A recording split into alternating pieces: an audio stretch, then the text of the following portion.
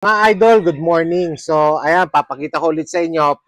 Nakuha naman to ni Idol Neil Alcober ng Taguig, no? Nakuha niya tong Batchoy Gray na to sa pahulugan, no? So, pwede kayo mag-start ng pahulugan anytime. So, ayan, si Idol, kumbaga, kinash out niya na.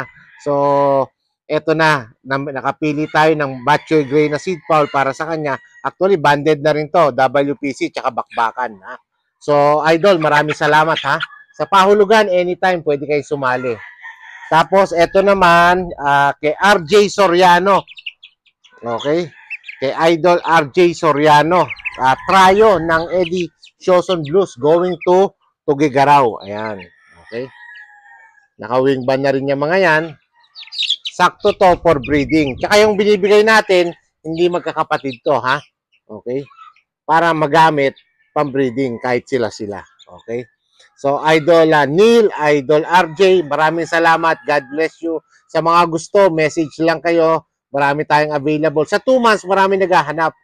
Pero ngayon, ang nakita ko marami tayong available, mga blues, tsaka hatch na seed foul. Pero crosses, sold out na tayo. Babaeng crosses, meron pa, okay? So, mga idol, maraming salamat. God bless you all. Have a good day.